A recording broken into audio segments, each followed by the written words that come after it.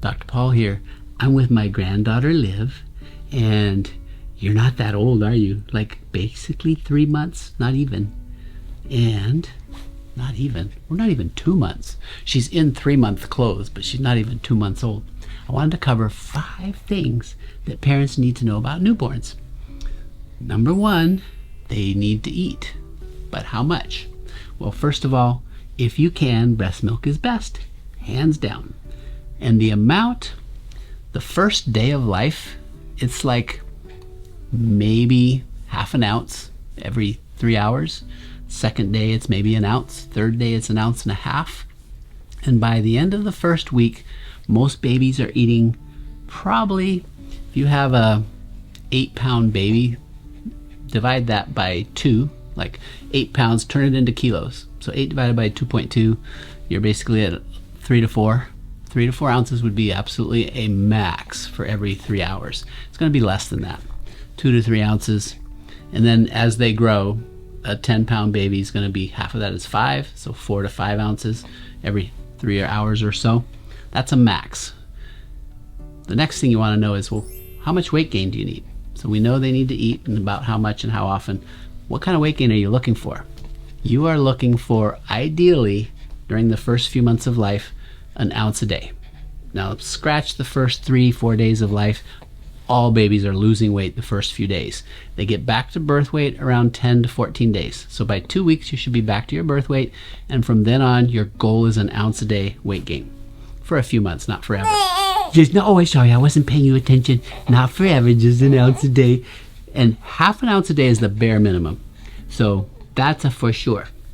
Now, babies need sleep, and they sleep a lot. So third thing is to know that babies initially will sleep probably 20 to 22 hours a day out of 24 hours. You do want to have a couple, at least 2 or 3 waking moments where they're alert and happy like this, huh? You're alert, you're paying a lot of attention to me. So then I know, okay, my baby's there, everything's okay. Yes, it is. Yes, it is. Everything's okay. And then they'll have more and more wake periods that last longer and longer as they get older and older. Yes, they will. I know. Babies can be fussy. This is number 4 point. And you will hear that up to 2 hours a day of crying, if you were to add it all together, is normal. I used to say that when I was in practice because that's what I was taught to say, and it's somewhat reassuring for parents who have a really fussy baby to think that, oh, my baby's fussy, but it's normal. Here's what I've since learned. It's not necessary, nor is it's common, but not necessarily normal. In other words, if they're crying, yes, what does a crying baby tell you? Well, go through the list. Are they hungry? Do they need to be changed? We just changed you, and that helped a little bit, didn't it? Yeah, because I had already fed you. I know. And so you make sure you've been fed. Make sure you're changed. Are they exhausted? Some babies get overtired and they get irritable from that. So some babies just need to sleep. But a lot of times it's tension. If you think about the birth process, and this is something I've had to learn way late in my pediatric career. Babies are scrunched in the womb, which how would you like to feel? How would you feel if you were that scrunched, right? Especially the last month or 2 of pregnancy. And then they're forced out during labor in what is traumatic for mom and baby. So they often have a lot of tension. And baby massage, whether you can learn to do it on your own or you can find somebody who knows what they're doing, can really relieve that tension. That was true for Liv. She had some really rough times here in the first month of life, and after a couple lengthy bodywork sessions with a pediatric bodyworker, things were much better, weren't they? Yes, they were. Oh, I know. The other thing is,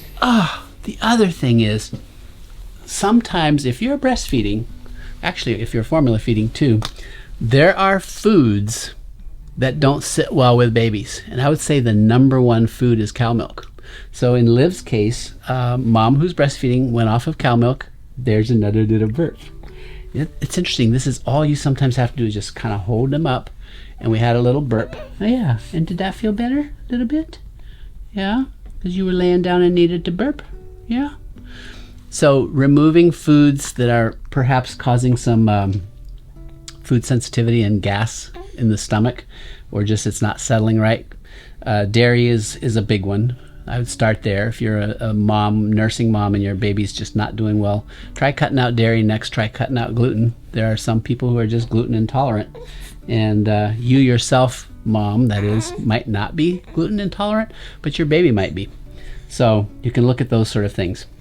So what food, to wrap this all up, what food should you never give a baby? In other words, any infant under 1.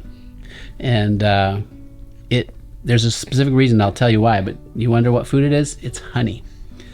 What? Honey's so good. What if it's natural honey? The thing is, honey, even if it's raw natural honey, can have botulism spores, and botulism can be dangerous, can be absolutely dangerous for babies. So they say no honey under a year of age. I've never seen a case of botulism in an infant. I think it's so rare that it's not a huge concern, but nevertheless, that's sort of one of those things we just don't do. You don't give babies honey. You also don't give them choking hazards, right? Babies aren't eating solid food till 4 to 6 months at the earliest. And they can't chew even at 6 months. Huh, because you got no teeth. What, you got no teeth? No. That would be the topic of another whole video, is when do you go on to solid foods and all of that. So I think for now we'll just wrap it up with that. Mostly the last magical ingredient is love. Oh, it's love. You got to love your babies. Oh, so from Liv to all our viewers, we're going to say goodbye. Thanks for watching. So folks, I am a retired pediatrician. I'm not diagnosing, nor am I giving treatment recommendations, just information. Feel free to run anything you learn on this channel or from this episode by your trusted healthcare provider. Yeah, your trusted healthcare provider before you make any changes. Oh, yeah. Whee! Oh.